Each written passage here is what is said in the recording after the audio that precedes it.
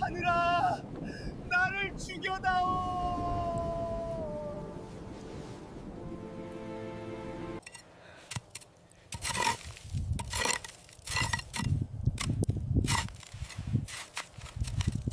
엄마, 오늘은 제발 숨 좀 쉬게 해주세요.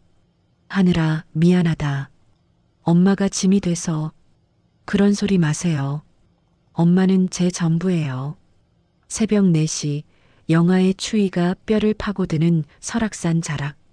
21살 강하늘의 손은 동상으로 갈라져 있었지만 그 손은 멈추지 않고 얼어붙은 땅을 파헤쳤습니다. 도라지 뿌리가 모습을 드러낼 때마다 그녀의 입김은 하얗게 피어올랐습니다. 하늘은 명문가의 혈통을 이어받았지만 부모님이 사고로 세상을 떠난 뒤 가세가 완전히 기울었습니다. 갓난아기였던 그녀를 거두어준 양어머니는 이제 산소호흡기 없이는 하루도 버틸 수 없는 몸이 되었습니다. 병원비 약값, 산소통 대여료, 하늘의 하루벌이는 고스란히 양어머니의 생명을 연장하는 데 쓰였습니다. 해가 뜰 무렵 하늘은 지게에 가득 찬 도라지를 짊어지고 판잣집으로 돌아왔습니다. 좁디 좁은 방 한편에는 서울대 미대 합격 통지서가 구겨진 채 놓여 있었습니다. 전액 장학금이었지만 양어머니의 수술비 300만 원을 마련할 길이 없었습니다. 하늘은 그 통지서를 아궁이에 집어넣었습니다. 종이가 타들어가는 소리와 함께 그녀의 꿈도 재가 되어 흩어졌습니다. 괜찮아. 효도가 내 운명이니까. 하늘은 눈물을 닦고 도라지를 씻기 시작했습니다. 그녀가 만드는 도라지 정과는 인근 장터에서 소문난 별미였습니다. 쓴맛을 완전히 제거하면서도 약효는 그대로 살리는 비법은 오직 하늘만이 알고 있었습니다. 서울 강남 윤태성 회장의 저택. 대한민국 물류산업을 장악한 이 거대한 저택은 겉으로는 화려했지만 안은 죽음의 그림자로 가득했습니다. 7살 윤서준은 선천적 심장 질환으로 태어나 평생을 병원과 집을 오가며 살았습니다. 그의 방에는 최첨단 의료 장비가 즐비했지만 서준은 어떤 약도 거부했습니다. 산소 마스크를 떼어내고 링거를 뽑아내고 주사를 맞지 않으려 온몸으로 버텼습니다. 싫어요. 이 약들은 아빠 냄새가 안 나요. 서준의 아버지는 3년 전 교통사고로 세상을 떠났습니다. 서준은 아버지의 품에서 맡았던 그 따뜻하고 흙내나는 향기를 잊지 못했습니다. 아버지는 자주 서준을 데리고 뒷산에 올라 나무를 만지고 흙을 밟게 했습니다. 서준아, 사람은 자연과 함께 숨 쉬어야 해. 하지만 아버지가 떠난 뒤 서준의 세계는 하얀 병실과 차가운 기계음으로만 채워졌습니다. 할아버지 윤태성 회장은 손자를 살리기 위해 온 세상의 명의를 불러들였지만 서준의 상태는 날로 악화될 뿐이었습니다.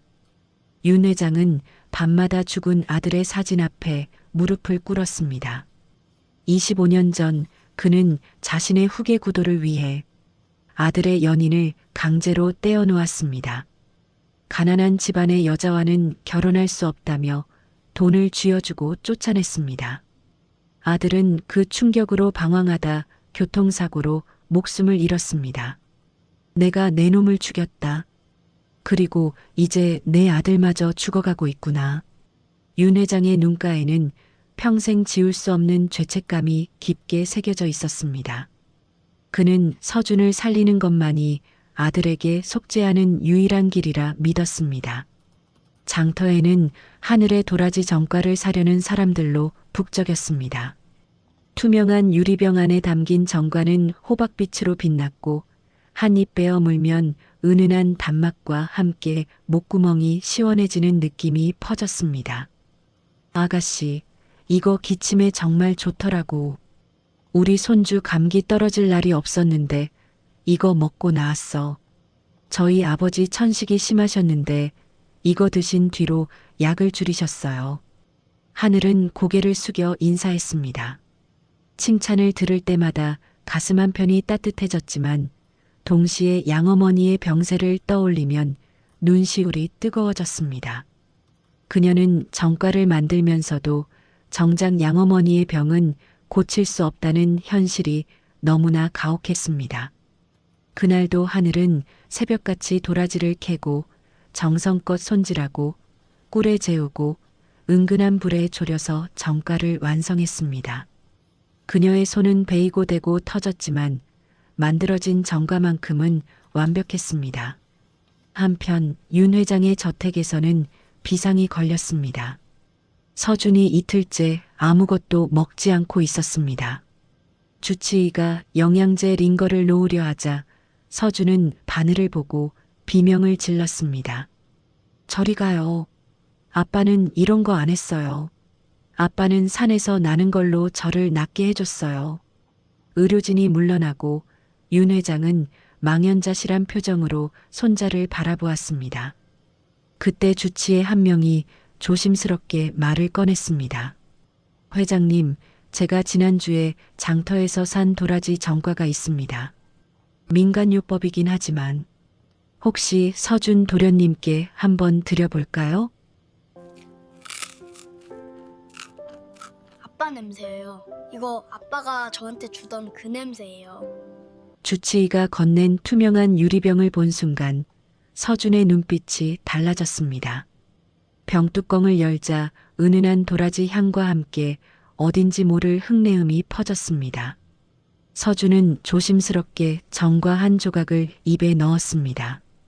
그 순간 서준의 얼굴에 처음으로 편안한 미소가 번졌습니다. 거칠게 몰아쉬던 호흡이 잔잔해졌고 창백했던 얼굴에 혈색이 돌기 시작했습니다. 서준은 정과를 천천히 씹으며 눈을 감았습니다. 아빠 냄새예요. 이거 아빠가 저한테 주던 그 냄새예요.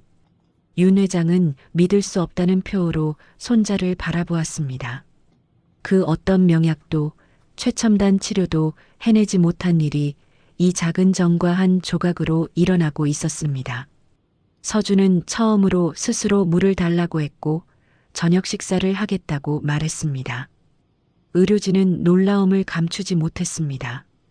서준의 산소 포화도가 올라가고 심박수가 안정되고 무엇보다 아이의 눈에서 살고자 하는 의지가 보였습니다. 이 정과를 만든 사람을 당장 찾으시오. 윤 회장의 명령이 떨어지자 비서실이 발칵 뒤집혔습니다. 장터를 샅샅이 뒤지고 CCTV를 확인하고 상인들을 수소문한 끝에 마침내 하늘의 판잣집 주소를 알아냈습니다. 이틀 뒤 윤 회장의 고급 세단이 판자촌 골목에 멈춰섰습니다. 명품 코트를 걸친 윤 회장과 비서들이 내리자 동네 사람들이 수군거렸습니다. 하늘은 그때 막 도라지를 씻고 있었습니다. 강하늘 씨를 찾습니다. 윤 회장의 목소리는 위엄이 넘쳤습니다. 하늘은 손을 닦으며 일어섰습니다. 그녀의 옷은 낡았고 얼굴은 피곤해 보였지만 눈빛만큼은 맑고 단호했습니다. 윤 회장은 명함을 건넸습니다. 윤태성 회장이라는 글자를 본 하늘의 눈이 잠시 흔들렸습니다. 대한민국에서 이 이름을 모르는 사람은 없었습니다. 제 손자가 당신의 정가로 숨을 쉬게 됐소. 당신에게 제안이 있소. 윤 회장은 수표를 꺼냈습니다. 하늘이 평생 벌어도 모을 수 없는 금액이었습니다. 우리 저택의 전속 요리사로 와주시오. 서준이를 위해 매일 정과를 만들어 주시오. 급여는 이 금액의 10배를 드리겠소. 하늘은 수표를 보지도 않았습니다. 그녀는 윤 회장의 눈을 똑바로 바라보며 차분하게 말했습니다. 저는 물건이 아닙니다. 제 정가도 돈으로 사고 파는 상품이 아닙니다. 윤 회장의 미간이 좁혀졌습니다. 그는 평생 돈으로 안 되는 일이 없었습니다. 금액이 부족하단 말이오? 얼마를 원하시오? 회장님은 모르시는 것 같은데 사람 마음은 돈으로 살 수 없습니다. 저는 양어머니를 돌봐야 합니다. 제가 없으면 엄마는 하루도 버틸 수 없어요. 하늘의 목소리는 떨리지 않았습니다. 윤 회장은 처음으로 자신의 제안이 거절당하는 경험을 했습니다. 비서들은 당황한 표정으로 서로를 바라보았습니다. 당신 어머니의 치료비는 제가 전액 부담하겠소. 최고의 의료진을 붙여드리겠소. 엄마에게 필요한 건 돈이 아니라 제 손길입니다. 회장님, 돌아가시죠. 하늘은 돌아서서 다시 도라지를 씻기 시작했습니다. 윤 회장은 그녀의 뒷모습을 한참 바라보다가 차에 올랐습니다. 하지만 그의 머릿속은 복잡했습니다. 저 단호한 눈빛, 저 꺾이지 않는 자존심, 어딘가 낯익은 느낌이었습니다. 그날 밤 윤 회장은 잠들지 못했습니다. 하늘의 얼굴이 자꾸만 죽은 아들과 겹쳐 보였습니다. 우연일까? 아니면 사흘째 되는 날 밤 하늘은 양어머니에게 미음을 먹이고 있었습니다. 그때 판잣집 문을 두드리는 소리가 들렸습니다. 문을 열자 7살 남자아이가 비틀거리며 서 있었습니다. 누나, 정과 주세요. 서준이었습니다. 아이는 창백한 얼굴로 가슴을 움켜쥐며 숨을 헐떡였습니다. 하늘은 깜짝 놀라 서준을 안아들었습니다. 아이의 몸은 열기로 달아올라 있었고 입술은 파랗게 질려 있었습니다. 어떻게 여기까지 혼자 왔어요? 위험하잖아요. 하늘은 서준을 방으로 데리고 들어가 이불을 덮어주었습니다. 급히 도라지 정과를 물에 타서 서준의 입에 넣어주었습니다. 서준은 그제야 호흡이 안정되며 하늘의 손을 꼭 잡았습니다. 누나 손은 따뜻해요. 아빠 손처럼. 하늘은 밤새 서준의 곁을 지켰습니다. 아이의 이마를 닦아주고 미움을 먹이고 자장가를 불러주었습니다. 서준은 태어나서 처음으로 누군가의 품에서 편안하게 잠들었습니다. 새벽녘 윤 회장의 수색대가 판잣집을 찾아왔습니다. 윤 회장은 서준이 하늘의 품에 안겨 평화롭게 자고 있는 모습을 보고 말을 잇지 못했습니다. 그 어떤 의료진도 그 어떤 치료도 만들어내지 못한 표정이었습니다. 회장님, 서준이는 단순히 약이 필요한 게 아니에요. 사람의 온기가 필요한 거예요. 하늘의 말에 윤 회장은 고개를 떨구었습니다. 그는 손자에게 최고의 것을 주었다고 믿었지만 정작 가장 중요한 것을 주지 못했습니다. 부탁이요. 제발 저택에 와주시오. 당신 어머니도 함께 모셔가겠소. 최고의 간병인과 의료진을 배치하겠소. 하늘은 잠든 서준의 얼굴을 내려다보았습니다. 이 작은 생명이 자신을 필요로 하고 있었습니다. 그녀는 깊게 숨을 들이쉬고 고개를 끄덕였습니다. 윤 회장의 저택에 도착한 하늘은 그 규모에 압도당했습니다. 하지만 그녀는 흔들리지 않았습니다. 양어머니는 저택 별관의 특별실에 모셔졌고 하늘은 서준의 방 바로 옆 게스트룸을 배정받았습니다. 하늘이 저택에 온 첫날부터 변화가 시작됐습니다. 서준은 매일 아침 하늘을 찾았고 하늘은 서준을 데리고 저택 뒤편의 작은 정원으로 나갔습니다. 서준아, 손으로 흙을 만져봐. 따뜻하지? 하늘은 서준의 작은 손을 잡고 화단에 흙을 쓰다듬게 했습니다. 처음에는 더럽다며 거부하던 서준이 점차 흙의 촉감에 익숙해졌습니다. 하늘은 서준에게 산새 소리를 흉내내는 법을 가르쳤고 풀잎으로 피리를 만드는 법을 알려주었습니다. 누나, 아빠도 이렇게 했어요. 아빠도 누나처럼 자연을 사랑했어요. 서준의 볼에 생기가 돌기 시작했습니다. 식사량이 늘었고 자발적으로 산책을 나가고 싶어 했습니다. 의료진은 기적이라고 말했지만 하늘은 알고 있었습니다. 이것은 기적이 아니라 사랑이라는 것을. 윤 회장은 멀찍이 서 그 모습을 지켜보았습니다. 하늘이 서준을 대하는 모습, 그 미소, 그 눈빛. 모든 것이 죽은 아들과 닮아 있었습니다. 밤마다 윤 회장은 아들의 사진을 보며 괴로워했습니다. 내 놈이 살아 있었다면 저렇게 자식을 키웠겠지. 어느 날 저녁 하늘은 서준과 함께 정원에서 반딧불이를 보고 있었습니다. 서준이 깔깔거리며 웃는 소리가 저택 전체에 울려 퍼졌습니다. 윤 회장은 그 웃음소리를 듣고 가슴 한편이 무너져 내리는 것을 느꼈습니다. 행복과 죄책감이 동시에 밀려왔습니다. 한 달이 흐른 어느 날 하늘은 저택 대청소를 돕고 있었습니다.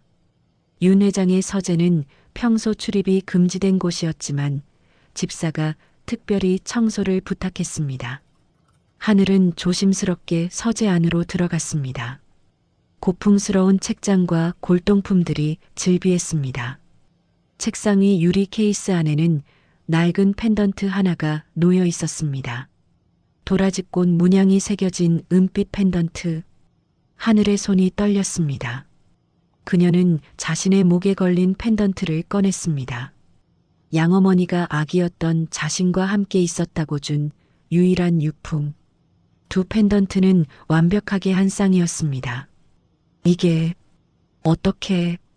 하늘은 유리 케이스를 열고 펜던트를 집어들었습니다.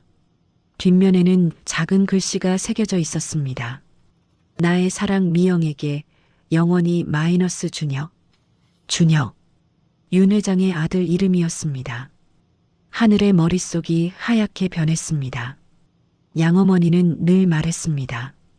내 엄마는 좋은 사람이었어. 하지만 이 세상 사람들이 너희를 갈라놓았단다. 하늘은 자신의 친부모에 대해 더 이상 묻지 않았습니다. 알아봤자 아픈 기억뿐이라고 생각했으니까.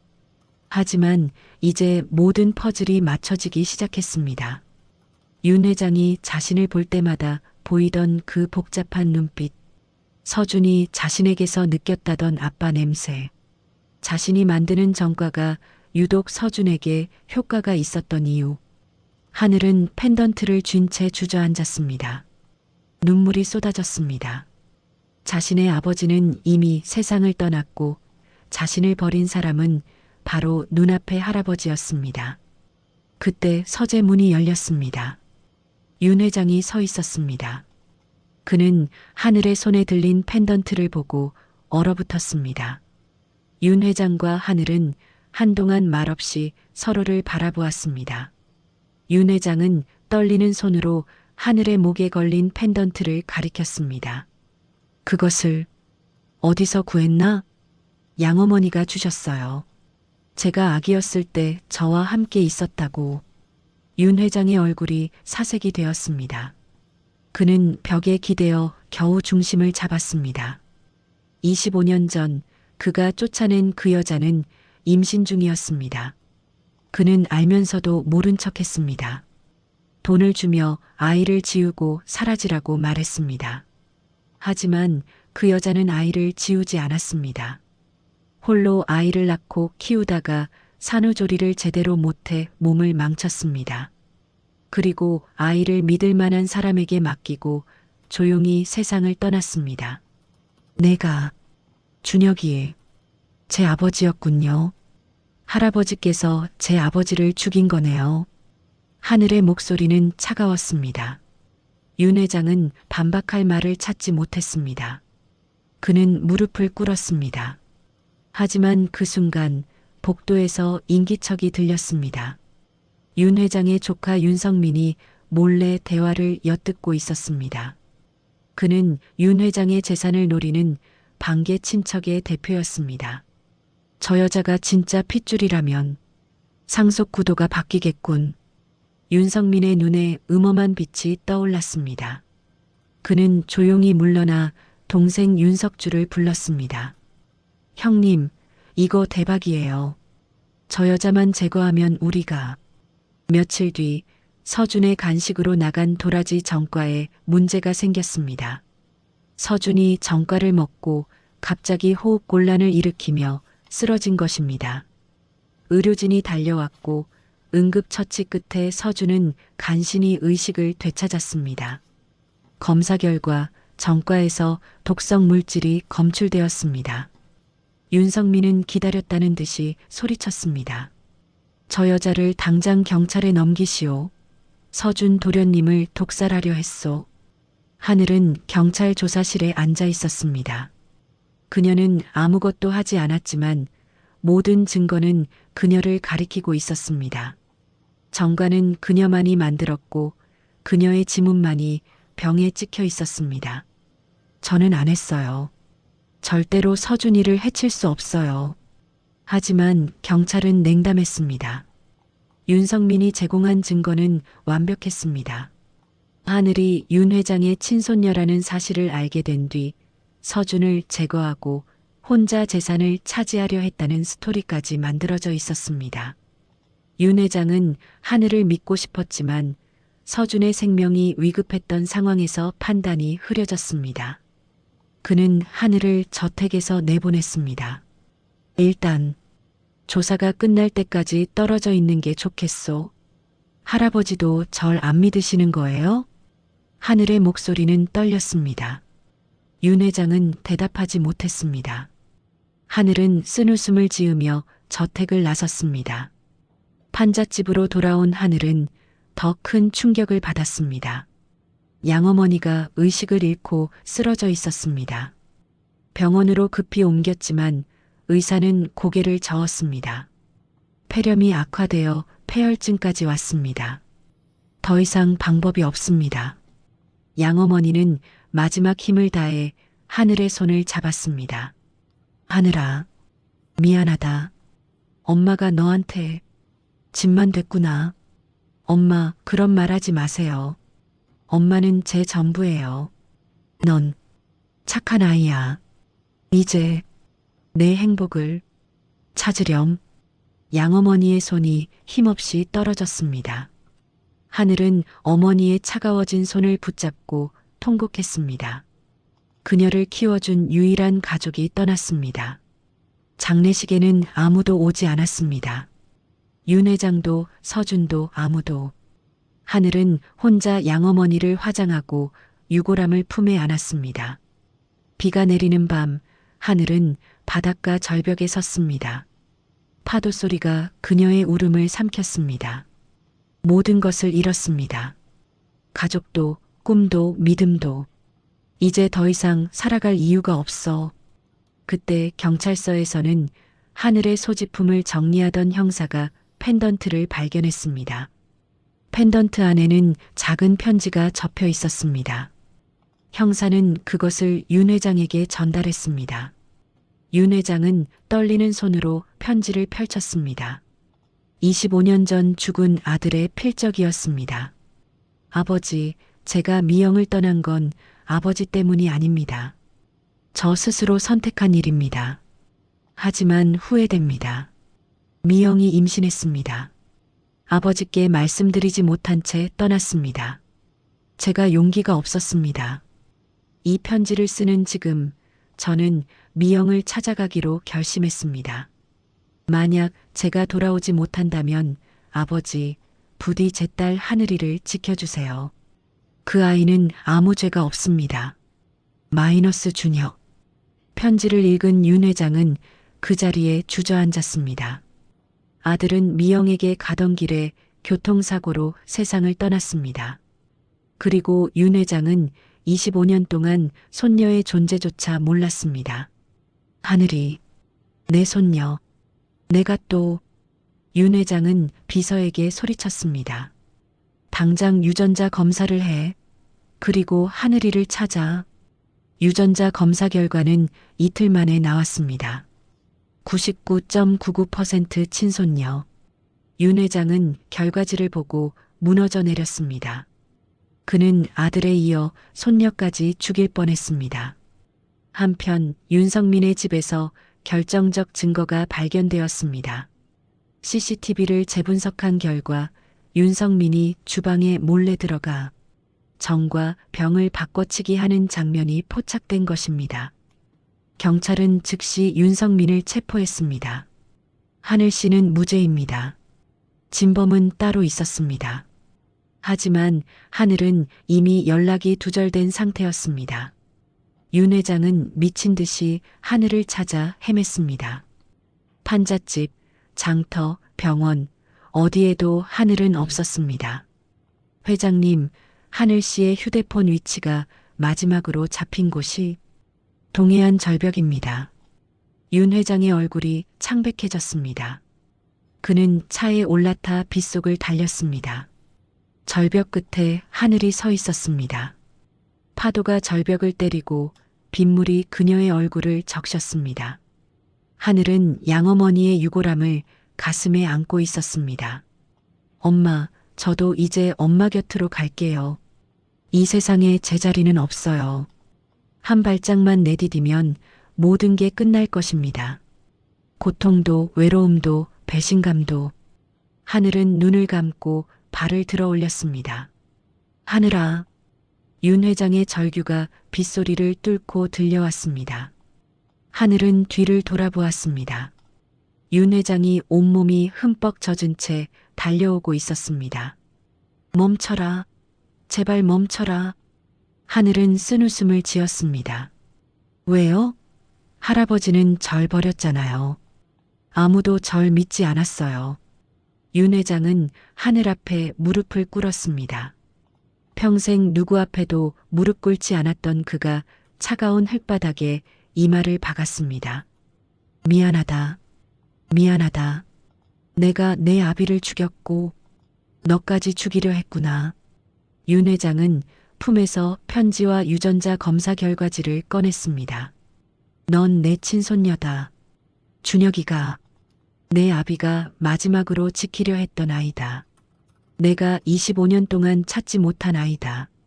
하늘의 손에서 유골함이 미끄러졌습니다. 윤 회장이 재빨리 받아냈습니다. 하늘아, 이 할아버지를 죽여다오. 돌을 들어 내 머리를 쳐라. 칼을 들어 내 가슴을 찔러라. 하지만 제발, 제발 너만큼은 살아다오. 윤 회장의 목소리는 통곡으로 변했습니다. 그는 평생 울지 않았던 사람이었습니다.